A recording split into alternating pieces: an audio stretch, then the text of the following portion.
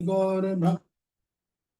हरे कृष्णा कृष्ण कृष्ण हरे हरे हरे रामो राम राम हरे हरे। हरे कृष्णा। माफ कीजिएगा, कुछ सेवाएं बहुत ज्यादा चल रही हैं अभी, और मैं भी हरे कुछ कृष्णा। कंप्यूटर में इतनी सारी समस्याएं आ रही हैं कि मैं बहुत देर से चालू कर पाया। बड़ी मुश्किल से चालू हुआ, वो हो ही नहीं पा रहा था वो। एक बार हुआ, फिर गड़बड़ाया, दोबारा हुआ, फिर गड़बड़ाया। तो मैसेज डालने वाला था मैं ग्रुप में, ये class cancel because of technical fault. मैंने कहा नहीं, एक बार वो ट्राई करके देखता हूँ, तो समा हुआ चालू हो गया। तो ठीक है, हम चर्चा कर रहे हैं अध्याय 8 श्लोक क्रमांक 10। ठीक है ना? तो कोई शॉर्ट में रिपीट करेगा? कल हमने क्या चर्चा किया? शॉर्ट, संक्षिप्त में, विस्तृत में नहीं चाहिए मेरे को।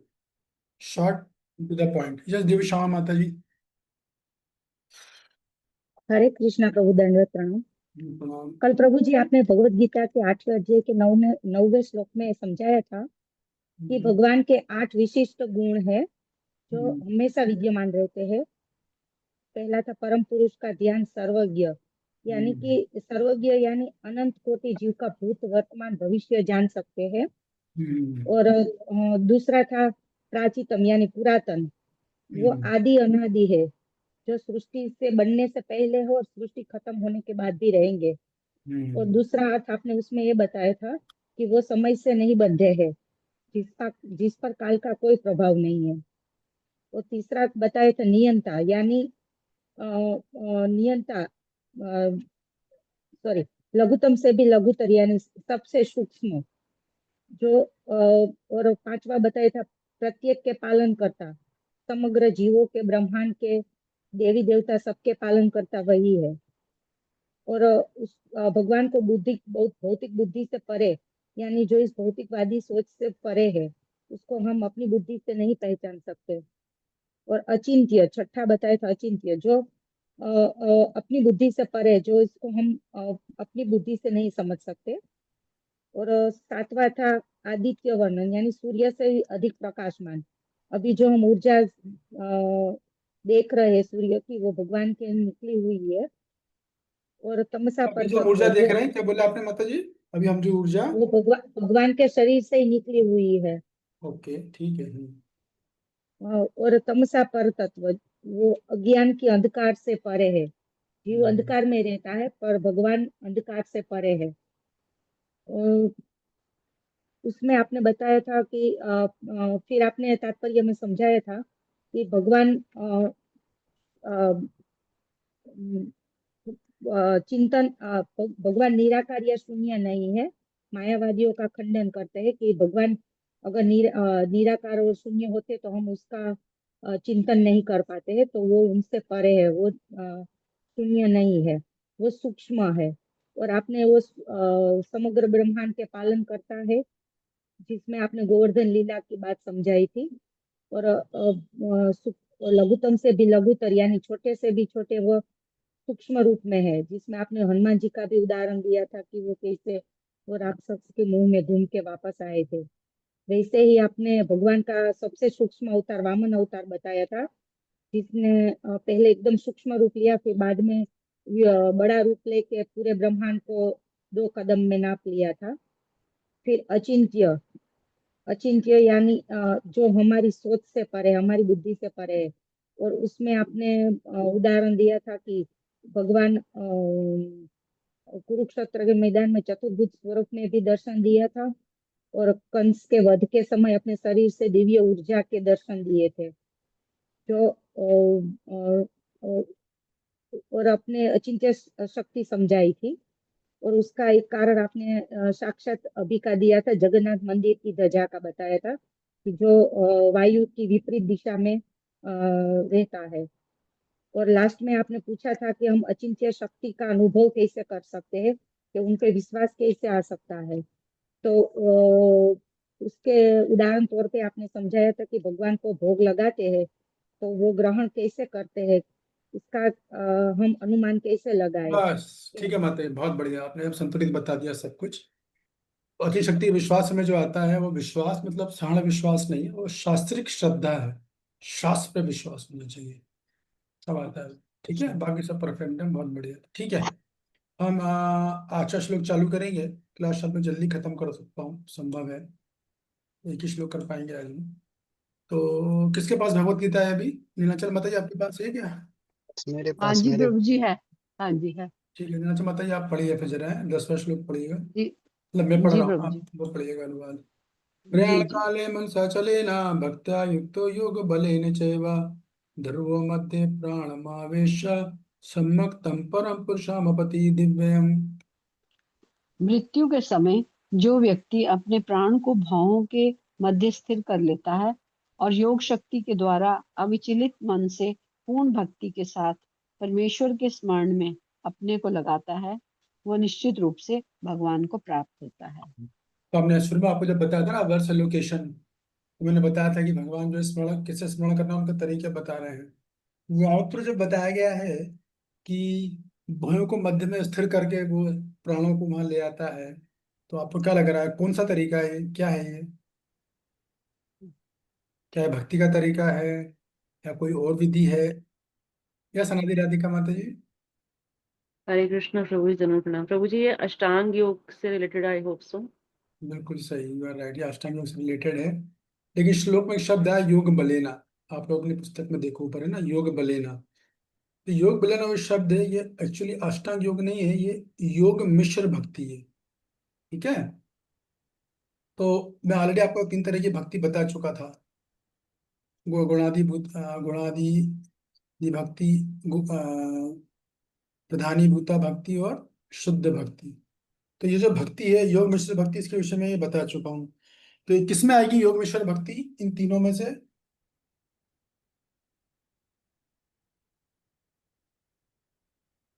गुण प्रधान भक्ति है या प्रधानी भूता भक्ति है या शुद्ध भक्ति, किस में आएगा ये? कौन बताना चाहेगा? चलिए, ईश्वर राधा जी बताइए। हरे कृष्णा प्रभु जी। प्रभु जी, ये प्रधानी भूत भक्ति। अच्छा ठीक है। तो ये योग मिश्र भक्ति और प्रधानी भूषा भक्ति में है। तो योग मिश्र भक्ति को कौन बताना चाहेगा, क्या होती है योग मिश्र भक्ति? योग मिश्र भक्ति क्या होती है? यस, बताइए ऐश्वर्या जी। प्रभु जी, इसमें मेन भक्ति होती है 95%, 5% योग मिश्रित होता है इसमें। हाँ, तो इसका मतलब क्या होता है, योग मिश्र भक्ति हम बोलते हैं, इसका मतलब है कि वो साधक करता तो भक्ति ही है। ठीक है ना, वो दूसरी कोई चीज नहीं कर रहा, वो योग नहीं कर रहा, अष्टांग योग नहीं कर रहा है, या ज्ञान योग नहीं कर रहा है, या कर्म योग नहीं कर रहा है। वो कर तो भक्ति रहा है, साधन है वो भक्ति ही है, लेकिन वो योग का भी थोड़ा मिश्रण कर लेता है। ठीक है ना। तो फिर उसको बोलते हैं योग मिश्र भक्ति। भक्ति करी उसने, लेकिन उसने क्या किया, थोड़ा सा योग का मिश्रण कर लिया। तो यहाँ पर जो भगवान बोल रहे हैं वो बोल रहे हैं कि योग मिश्र भक्ति भगवान पहले बता रहे हैं कि इसके माध्यम से भी एक तरीका योग मिश्र भक्ति का है। इसके माध्यम से भी जो है हम भगवत भक्ति प्राप्त, वो भगवान का स्मरण कर सकते हैं। तो इसमें क्या होता है कि अभी आप तात्पर्य चढ़ेंगे तो बताऊंगा, तात्पर्य पढ़िए। जी, इस श्लोक में स्पष्ट किया गया है कि मृत्यु के समय मन को भगवान की भक्ति में स्थिर करना चाहिए। जो लोग योगाभ्यास करते हैं उनके लिए संस्तुति की गई है कि वे प्राण को भौहों के बीच आज्ञा चक्र में ले आए।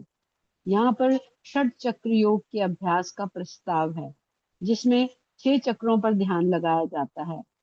परंतु निरंतर कृष्ण भावनामृत में लीन रहने के कारण शुद्ध भक्त भगवत कृपा से मृत्यु के समय योगाभ्यास के बिना भगवान का स्मरण कर सकता है। इसकी व्याख्या 14वें श्लोक में की गई है। बस ठीक है। तो अभी देखिए, यहाँ पर जैसे हमने कहा कि वो भक्ति तो कर रहा है, लेकिन योग के कुछ अंश ले रहा है, तो वो योग मिश्र भक्ति हो गई। तो अनादि राधिका जी आप बताइए कि भक्त भी हैं, भक्त लोग भी हैं, तो वो जो है भक्ति तो करते हैं, लेकिन कभी कभी बीच में वो अष्टांग योग से आ, यम नियम आसन और प्राणायाम ले लेते हैं। ठीक है ना, भक्तों की प्राणायाम करते ही नहीं करते, आसन भी करते हैं। तो वो कौन सी भक्ति कर रहे हैं ना, वो योग मिश्र भक्ति कर रहे हैं, या वो नवदा भक्ति कर रहे हैं, या प्रधान, कौन सी भक्ति हो रही है, प्रधानी भूता भक्ति हो रही है, या क्या हो रहा है, कौन सी भक्ति है वो? कौन बताना चाहेगा? भक्ति तो कर रहा है, या ऐश्वर्या जी बताइए। प्रभु जी, प्रधानी भूत। गुड। तो ये योग मिश्र भक्ति में जब उसने आसन और प्राणायाम को लिया, तो क्या ये योग मिश्र भक्ति है कि नहीं है? इसको समझो, आप भक्ति तो कर रहा है वो, हम कह रहे हैं ना योग को मिला तो योग मिश्र भक्ति हो गई। तो उसने प्राणायाम आसन को ले लिया, तो मिलावट हुई, तो ये हाँ, क्या योग मिश्र भक्ति कहलाएगी या नहीं कहलाएगी? मैंने भी रखी, मेरे ख्याल से मलिका के फर्स्ट ड्रॉर में। बताइए, यस बताइए ऐश्वर्या जी। हाँ जी प्रभु जी, कहलाएगी। कहलाएगी, ओके। कितने लोग मानते हैं कि नहीं ये नहीं कहलाएगी? प्रभु जी, आसन मिलाए हैं और क्या मिलाया है? प्राणायाम, प्राणायाम, प्राणायाम और आसन होता है ना, यम नियम आसन प्राणायाम। तो शुरू के दो ले, आखिरी तीसरा और चौथा ले लिया। अच्छा, हाँ जी प्रभु जी, योग मिश्रित। अच्छा, कितने लोग मान रहे हैं कि नहीं कहलाएगी, कि नहीं ये जो है योग मिश्र भक्ति नहीं कहलाएगी? अरे अच्छा, कितने लोग मान रहे हैं कि क्या कहलाएगी? क्या क्या प्रभु जी, सवाल क्या है? ओहो भाई, सवाल ये है कि योग मिश्र भक्ति का मतलब है भक्ति में योग को मिला देना, तो योग जी मिश्र भक्ति हो गई। तो किसी जी। साधक ने भक्ति तो कर रहा है लेकिन योग मिला दिया ना उसमें, प्राणायाम और आसन, वो तो अष्टांग योग का अंग है, तो यहाँ मिला दिया। तो वो कौन सी भक्ति है वो, क्या वो योग मिश्र भक्ति है या नहीं है?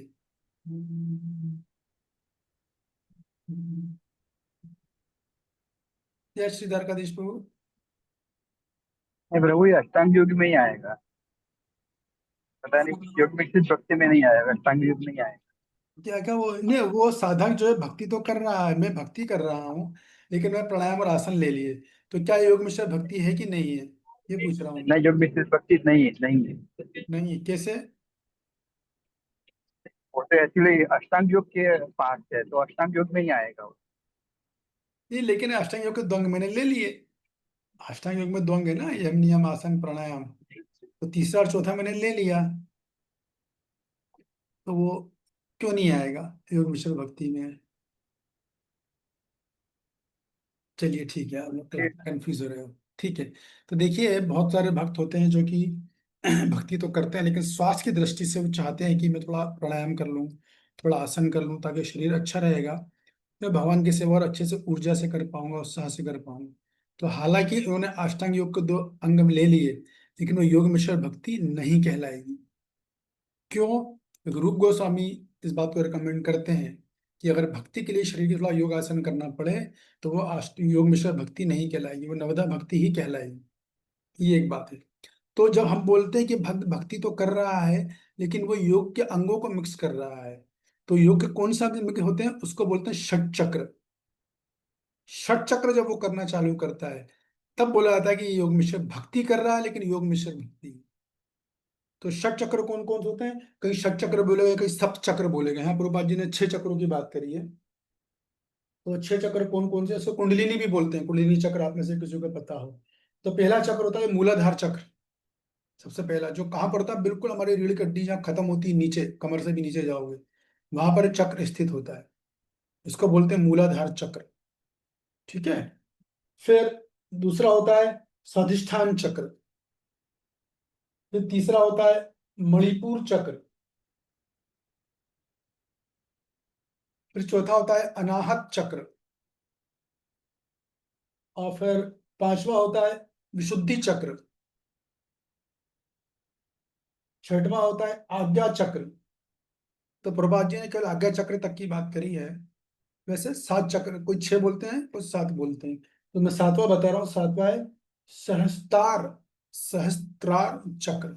इस तरह का 7 चक्र होते हैं जो हमारे शरीर में होते हैं। ठीक है।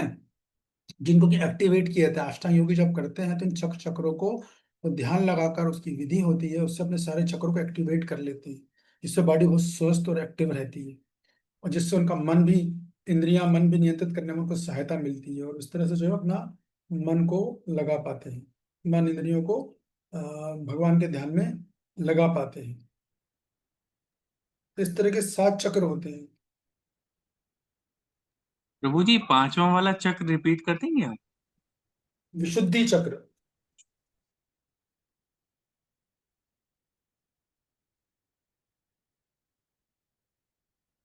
ठीक है।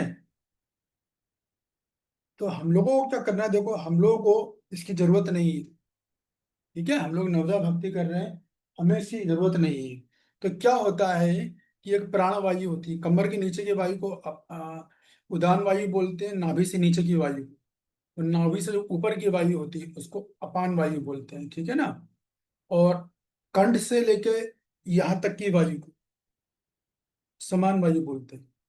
तो जो योगी होता है वो क्या करता है कि अपने जो पंच का जो होता है मूलाधार चक्र, वहां से वो अपने प्राणों को उठाना चालू करता है और लाते ऊपर, लाते लाते लाते लाते एकदम सबसे ऊपर आज्ञा चक्र पे ले आता है। तो आज्ञा चक्र लेने के बाद अपनी आत्मा को यहाँ से निकाल देता है, ब्रह्मरंध्र, इसको बोलते हैं ब्रह्मरंध्र। यहाँ से सही समय आने पर वो अपनी आत्मा को निकाल कर जाता है जहाँ उसको जाना होता है, जो उसकी गति होती है।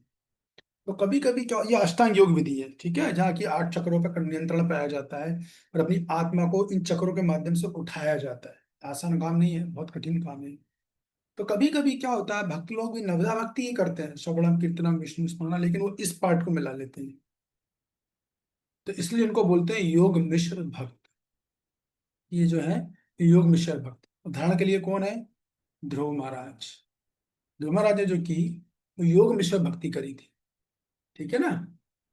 पूरे ब्रह्मांड में उतना इतनी ऊर्जा उत्पन्न कर दी थी कि पूरा ब्रह्मांड के देवी देवता तक घबरा गए थे कि अरे क्या हो रहा है, कौन ऐसी तपस्या कर रहा है।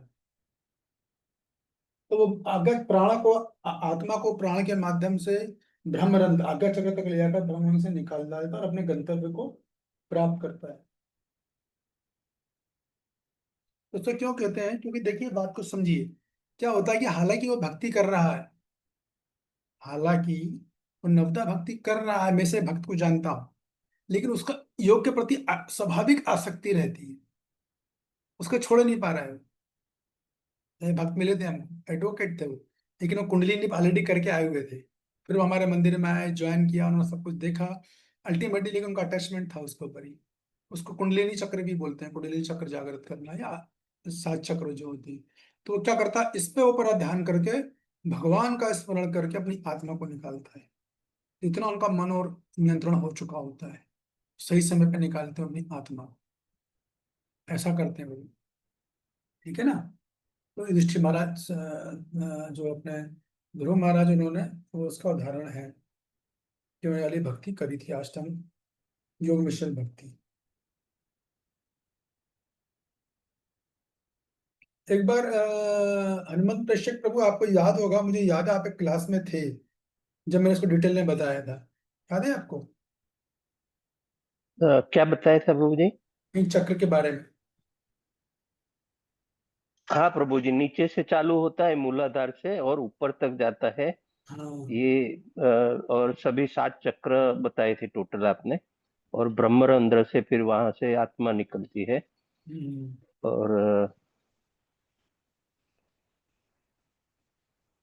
मगर मैंने ये भी बताया था कि हम लोग भक्ति में कैसे उन चक्र को एक्टिवेट करते हैं, याद है आपको? जी प्रभु जी, मतलब यही जप ध्यान से मेन तो। उसमें मैंने पूरे 7 चक्रों का बताया था, कौन सी विधि करने से क्या होता है कि हम लोग सारे चक्र मेडिटेट, हमारा सारे चक्र हम एक्टिव कर लेते हैं। वो अभी साला मैंने कहीं तो भी लिखा था, वो मेरे को भी याद नहीं आ रहा है, मैंने का टाइटल दिया उसको। हरे कृष्णा प्रभु जी, यही जानने के लिए मैंने हैंड रेज किया था कि हम भक्ति से भी कर सकते हैं क्या ये। बिल्कुल कर सकते हैं। तो सारांश में, जब हम नवदा भक्ति करते हैं ना, तो हमारे सारे सातों के सातों चक्र एक्टिव हो जाते हैं ऑटोमेटिकली। हमको ये चीज समझना चाहिए। केवल हम जो नवदा भक्ति कर रहे हैं, हरे कृष्णा मंत्र का जाप करना, गीता का श्रवण करना, भागवत का श्रवण करना, जो कुछ हम करना, चिंतन मनन कर रहे हैं, सातों के आठों आठों चक्र जागृत हो जाते हैं। ये भक्ति की विशेषता है, समझ रहे हैं आप?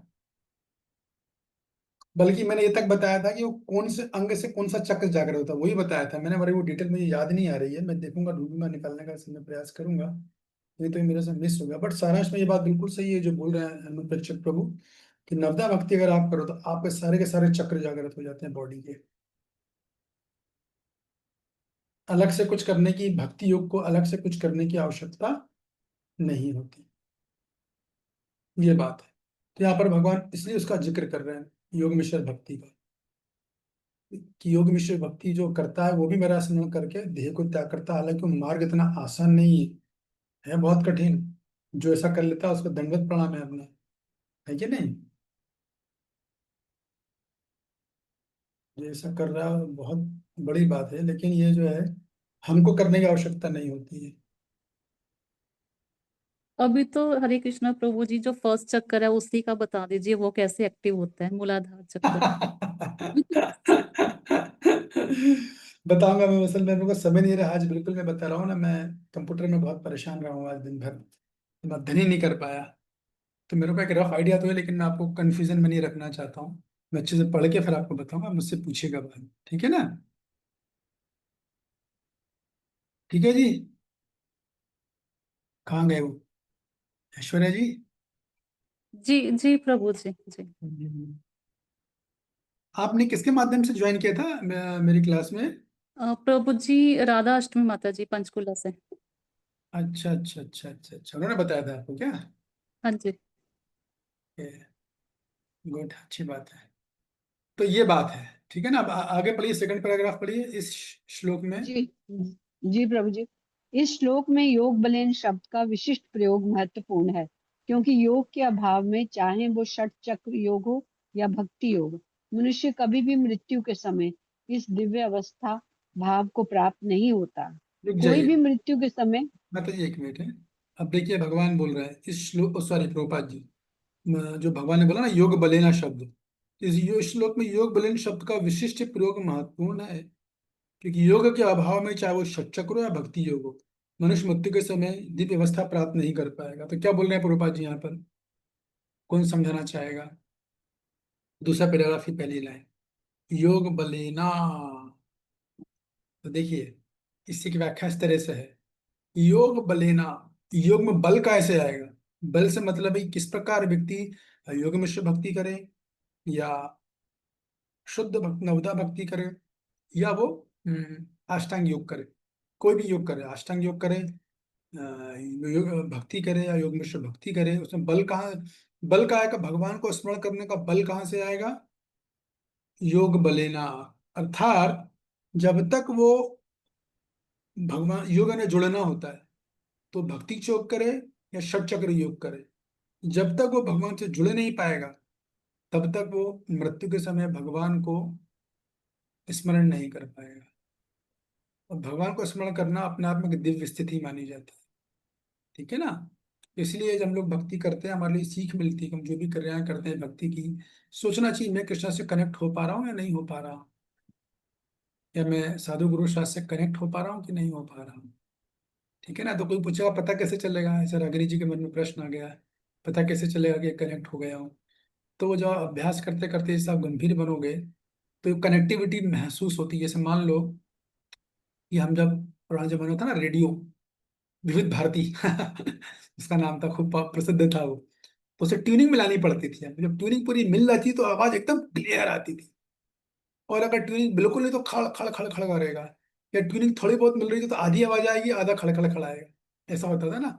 तो वैसे ही बढ़िया से नाम जब करेंगे, जब हम और अच्छे से क्लासेस को सुनेंगे, इनका चिंतन करेंगे, मनन करेंगे, और ट्यूनिंग मैच करने लगती है, फिर भगवान हमारे जीवन में हस्तक्षेप करने लग जाते हैं, हमारे निर्णयों को लेकर। हमारे मन में कोई चीज चल रही है, परेशान कर रही है हमको, क्या करें क्या नहीं करें, हम सोच रहे हैं, तो जैसे हम प्रार्थना कर रहे हैं भगवान हमारा दर्शन दीजिए, खट से कुछ आज ही मेरे साथ हुआ है, आज ही की बात है मेरे साथ, मैं आश्चर्यचकित रह गया, तुरंत से समझा था कि हमारी कनेक्टिविटी भगवान से है। Thank you Krishna. तो कनेक्टिविटी बैठना बहुत जरूरी होता है, ठीक है ना? जैसे एक बार एक हरे कृष्ण प्रभु जी, सॉरी प्रभु जी, बताएंगे कैसे आज आपका हुआ, थोड़ा सा बता दीजिए। नहीं, वो थोड़ा पर्सनल है, मैं दूसरे तरीके से बताऊंगा, मैं आगे बता रहा हूँ। जी जी। तो देखिए क्या हुआ कि मैं आपको एग्जांपल देता हूँ, कि लड़की है, तो वो दीक्षा लेना चाहती थी किसी से, ठीक है ना? तो जिनसे उनको दीक्षा लेना चाहती थी, उन्होंने शरीर त्याग दिया। तो जिन भक्तों के समुदाय जुड़े थे, उन्होंने तरह तरह के नाम बताए, इससे लो उससे लो, यहाँ तक कि प्रेशर भी डाला गया, नहीं आप इसी से लो। तो उसने मुझे फोन करके बोला कि मुझे नहीं लेना। मैं बोला क्यों? बोला मेरे को कनेक्टिविटी महसूस नहीं हो रही। This is intelligent girl. बोला बिल्कुल सही किया है, सही निर्णय। और उसने मेरे को ये बोला कि जब तक मुझे वो कनेक्टिविटी महसूस नहीं होगी, मैं बिल्कुल किसी और डायरेक्शन में नहीं जाने वाले, चाहे लोग मुझे कितना ही बोले। तो वो अपनी कनेक्टिविटी पे सर्च कर रही है, she is working on is connectivity, ठीक है ना? तो यहाँ पर यही बात है कि आप मृत्यु का स्मरण तब कर पाओगे, आप षट चक्र करो या भक्ति योग करो, कनेक्टिविटी नहीं बैठेगी तब तक जो है ये योग का स्मरण नहीं हो पाएगा। और मैंने फिर भी बताया कि जैसे कि वो भगवान हमारे जीवन में जब हम निर्णय लेना चाहते हैं, असुविधा की घड़ी आती है, क्या सही है क्या गलत है, तो जब भगवान से प्रार्थना करते हैं, शुद्ध भक्तों को प्रार्थना भी नहीं करनी पड़ती, वो 24 आवर्स कनेक्टेड रहते हैं। बट कभी भगवान रिवील करते हैं, कभी नहीं करते हैं। तो हम लोग साधक लोग हैं, तो जब हम अच्छे से भगवान के अच्छे मोटिव से भजन करते हैं तो कुछ ना कुछ समस्या लाइफ में आएंगे, कुछ ना कुछ सोचा जाएगा किसी अपने बारे में किसी और के बारे में, तो भगवान से हम मानते हैं मार्गदर्शन, तुरंत एकदम एक्यूरेट क्या डिसीजन लेना है वो तुरंत समझ में आ जाता है, रिवील हो जाता है, डायरेक्ट रिवील हो जाता है। अरे रिवील मतलब अब मेरे को ये डिसीजन लेना है, मेरे को ये करना है। तो वो कब होता है, जब हम इस खुराक में रहते हैं कि भगवान मुझसे इस विषय में, इस सिचुएशन में भगवान मेरे से क्या चाहते हैं। अब ये डिसीजन मेरे को भगवान ने दी है, लाइफ छोटी हो या बड़ी, छोटी से छोटी या बड़ी से बड़ी। हम लोग क्या सोचते हैं, मुझे सॉल्व करना है, मुझे ये करना है, मेरा ऐसा मेरा वैसा, ऐसे ऐसे भक्ति काम नहीं करती। भक्ति ऐसे काम करती है, भगवान ने सिचुएशन दी है, भाई भगवान मुझसे क्या एक्सपेक्ट कर रहे हैं कि मैं क्या रिस्पॉन्स दूं, मैं क्या निर्णय लूं, लेकिन मुझे तो पता नहीं है। एक होता है कि बिना भगवान का स्मरण किए, इस बात का स्मरण किए बिना कि भगवान मुझसे क्या चाहते हैं, वो बिना अपना डिसीजन ले। और एक होता है कि भगवान का स्मरण करके कि भगवान मुझसे क्या चाहते हैं, मैं क्या निर्णय लूं, क्या चाहते हैं, फिर डिसीजन लेना। दोनों में बहुत अंतर है। आपने अगर ये स्मरण किया है कि भगवान मुझसे इस विषय में क्या चाहते हैं, भले ही फिर वो आपका निर्णय हो, वो भक्ति में आ जाएगा, क्योंकि आपने भगवान का स्मरण किया। तो वो डिसीजन आपका भले ही परिणाम गलत आए, परिणाम की चिंता नहीं की जाती भक्ति में। भक्ति बहुत अलग चलती है, मैं बता रहा हूँ आपको। भक्ति मतलब गहराई वाली भक्ति, बाहरी भक्ति की बात नहीं हो रही। बाहरी भक्ति तो नाचने कूदने वाली भक्ति है, उसमें कभी मृत्यु काल में शरण नहीं हो पाएगा। जो गहन भक्ति जब करते हैं ना, तो हमें भगवान का स्मरण करना पड़ता है। अब ये सिचुएशन किसने दी है? कृष्णा ने दी है। तो कृष्णा मुझसे क्या एक्सपेक्ट कर रहा है, इस सिचुएशन में क्या निर्णय लूं, क्या डिसीजन। उस दिशा में काम करना पड़ता है, सोचना पड़ता है, मनन करना पड़ता है, आंख नाक इंद्रियों को खोल के रखना पड़ता है, भगवान कहाँ से क्या सिग्नल देंगे। फिर हम नए नए होते हो सिग्नल देंगे तो हमें फिर किसी वरिष्ठ भक्त से कंफर्म करना पड़ता है कि ऐसा ऐसा रहा है, क्या मैं निर्णय लूँ, ये सही है क्या। कभी कभी भगवान वो चांस भी नहीं देंगे आपको, कभी कभी ऐसा भी होगा। तो हर तरह का भगवान डायनामिज्म खेलेंगे। बट मेरा पॉइंट है कि आपको स्मरण करना चाहिए कि इस समय भगवान मेरे से क्या एक्सपेक्ट कर रहे हैं। डिसीजन आपका गलत भी है तो गलत डिसीजन दुनिया की नजर में है, भगवान की नजर में वो एकदम सही डिसीजन। और उसका आपको भविष्य में परिणाम बड़े सार्थक मिलने वाले हैं, कि आपने वो निर्णय भगवान को साक्षी मान के लिए है। और अगर रिवील हो गया हो तो सोने पे सुहागा, फिर तो कोई डर ही नहीं है। मेरे ध्यान रखिएगा, ये निर्णय भगवान उन्हीं को बताते हैं जिसको किसी का डर नहीं होता। कौन क्या बोलेगा, किसने क्या सोचा है, मेरे घर वाले क्या बोल रहे हैं, को मुझे कोई लेना देना बिल्कुल नहीं है। और कृष्णा का आदेश आ गया मतलब बात खत्म हो चुकी है, अब कुछ नहीं है। इस बात में अपने को पहले प्रिपेयर करना पड़ता है। तो भगवान कब बता दिया, मैंने पता होता कि मैं इसे बताऊं और ये करेगा, एटलीस्ट प्रयास तो करेगा, कुछ तो करेगा ये, तो भगवान रिवील करते हैं। तो आप कॉन्सेप्ट को समझो, जो कॉन्सेप्ट मैं समझा रहा हूँ, जो प्रभुपाद जी यहाँ बोल रहे हैं, है कि नहीं। ये बात है। जब भी लाइफ में डिसीजन आए, अगर ऐसा भक्ति स्मरण करना है अंतकाल में, तो सोचिए भगवान मेरे से क्या एक्सपेक्ट करते हैं, टीचिंग्स क्या बोलती है, क्लासेस में मैंने सुना वो सब क्या बोल रहे हैं। ऐसा नहीं खट से जवाब दे दिया व्हाट्सएप पर, नहीं करना चाहिए। किसी को तुरंत रिस्पॉन्ड दे दिया, नहीं करना चाहिए। Don't give immediate respond to anyone. Quick response मत दो, वो रजोगुण का प्रभाव है। किसी का मैसेज आपने भी खट से स्ट्रांग बोल दिया, वेट, होल्ड इट, ध्यान रखो, विचार करो, चिंतन करो, रिस्पॉन्स दे देंगे, क्या बात है, कभी भी दे देंगे, है कि नहीं। तब आपको ये चीजें समझ में आएंगी जो मैं बोल रहा हूँ। ठीक है। और फिर क्या आप कुछ बचा है भी ना, आप पढ़िए, आगे का पढ़िए। कोई भी कोई भी मृत्यु के समय परमेश्वर का सहसा स्मरण नहीं कर पाता, देख लीजिए। सहसा स्मरण नहीं कर पाता, उसे किसी न किसी योग का, विशेषतः भक्ति योग का अभ्यास होना चाहिए, क्योंकि तो अगर मृत्यु के अभ्यास समय नहीं तो अगर अभ्यास नहीं किया है तो अंत काल में स्मरण नहीं हो पाएगा, है कि नहीं। ये बात बोली जा रही, आगे बोलिए। क्योंकि मृत्यु के समय मनुष्य का मन अत्यधिक विचलित रहता है, अतः अपने जीवन में मनुष्य को योग के माध्यम से अध्यात्म का अभ्यास करना चाहिए। हम्म हरे कृष्णा। तो देखिए भगवान ने क्या बोला, चूंकि मृत्यु के समय मनुष्य का मन अत्यधिक विचलित रहता है, तथा अपने जीवन में, मतलब मृत्यु से पहले कैसे मुझे क्या करना चाहिए, मनुष्य को योग के माध्यम से आध्यात्म का अभ्यास करना चाहिए। देखिए प्रभुपाद जी ने यहाँ पे आध्यात्म शब्द यूज किया है ना। तो आध्यात्म का मतलब क्या हो गया, कौन समझाना चाहेगा? योग तो करो आप, अभ्यास किससे करो?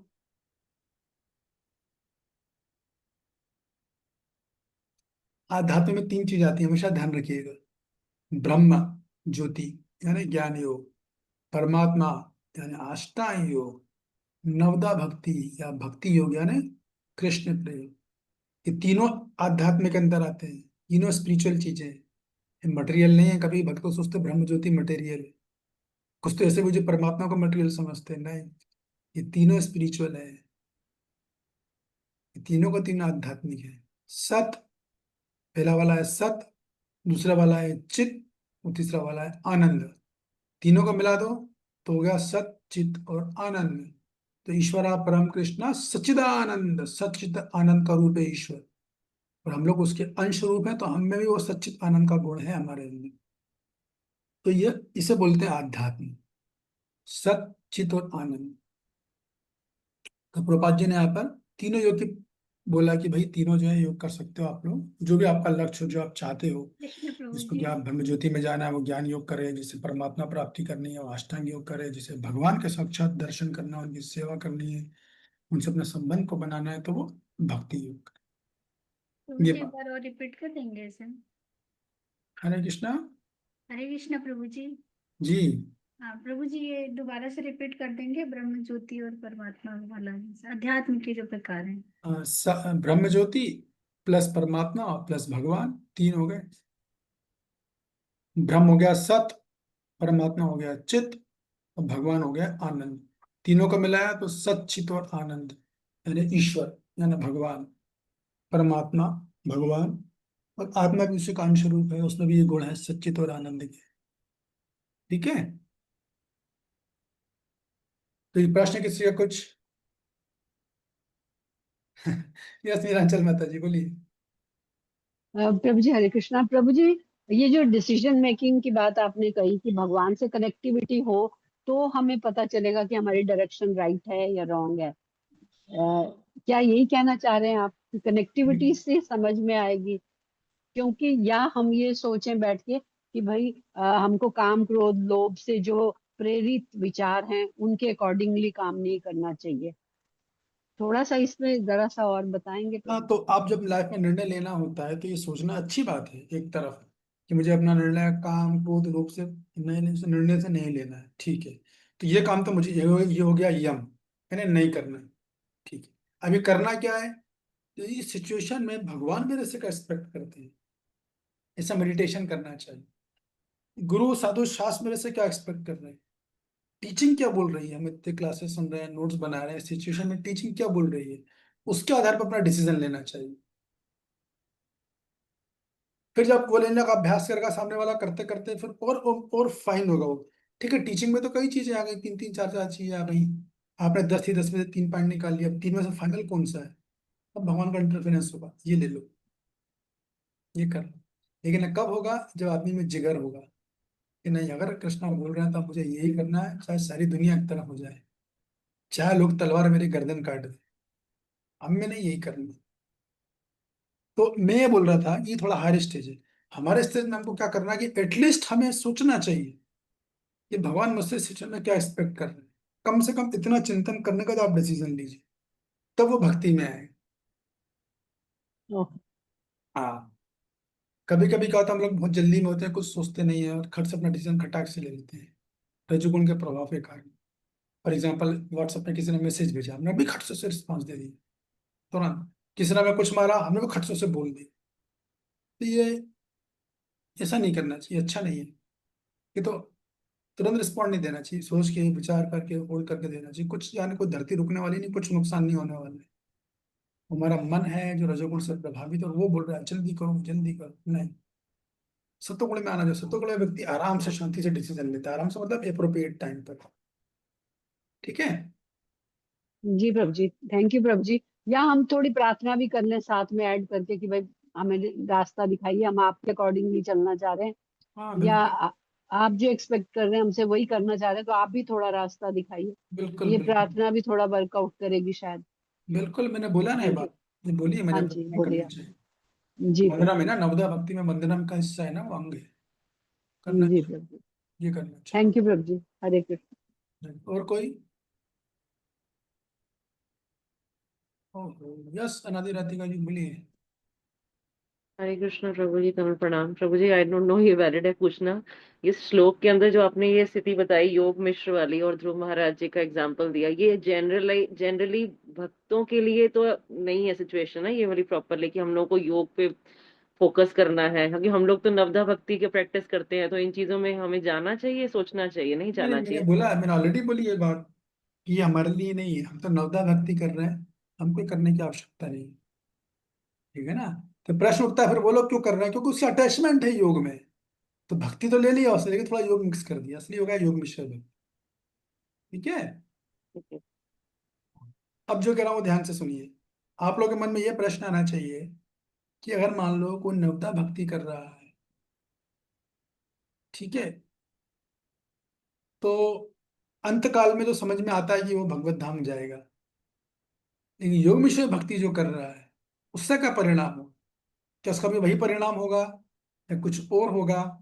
ऐसा प्रश्न किसी के दिमाग में नहीं आया? किसको लग रहा है कि ये प्रश्न वैलिड है एकदम? है ना? भाई समझना पड़ेगा ना, अभी तो फिर फायदा ही का अंतर ही नहीं रहा इसका मतलब तो कुछ। तो ऐसा नहीं है।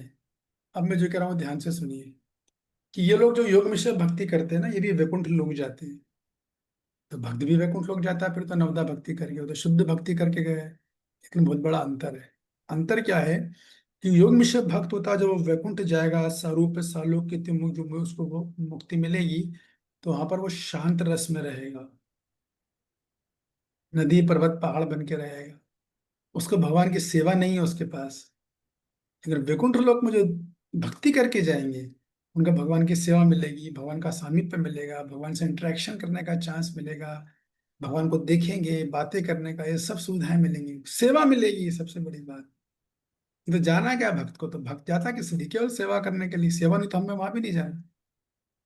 भक्त जाता इसलिए कल कि वहां पे सेवा करूँ, ये बात है। ये लोग शांत रस में रहते हैं, ठीक है ना? 5 प्रकार की मुक्ति होती मैंने बताई थी आपको, साहुज्य, सामीप्य, सालोक्य और साष्टी। तो पहली वाली तो मिलेगी नहीं, साहुज्य। साहुज्य तो किसको मिलती है? ज्ञान योगी को। साहुज्य है ना ब्रह्म ज्योति, तो वो उसकी बात नहीं हो रही है। इसको योग में भक्ति को इन 4 में से एक मुक्ति मिलेगी, वैकुंठ लोक में जाएगा, लेकिन शांत रस, उसको सेवा नहीं मिलेगी। लेकिन सेवा तो उसी को मिलेगी जिसने शुद्ध नवदा भक्ति करी। ये भक्ति का प्रभाव। ठीक है ना? आएगा समझ में? किसी को कंफ्यूजन तो नहीं लगा इसे समझने में? क्लियर क्लियर है। प्रभु जी, अभी स्टार्टिंग में जैसे बताया था योग मिश्र में, आपने बताया था कि प्रधान रूप से वो भक्ति ही कर रहा है और थोड़ा सा योग मिश्र कर रहा है, तो क्या ये भक्त सेवा में नहीं, सेवा में नहीं था, ये नवधा भक्ति का पालन नहीं कर रहा था योग मिश्र वाला? अरे क्यों नहीं कर रहा था भाई? नवदा भक्ति कर रहा, बस योग को मिलाया उसने, षट चक्र करने लगा वो।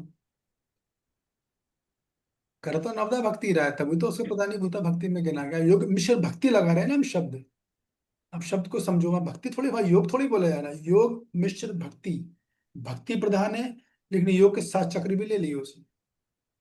उसे थोड़ा सा मिश्रित करने की वजह से उसका डेस्टिनेशन चेंज हो गया है, तो कि उसको वैकुंठ तो प्राप्त हुआ लेकिन शांत रस में यस। प्राप्त हुआ। ये मैं ये यहाँ आके थोड़ा सा मुझे कंफ्यूजन हो रहा था प्रभु जी। अब समझ में आ गया?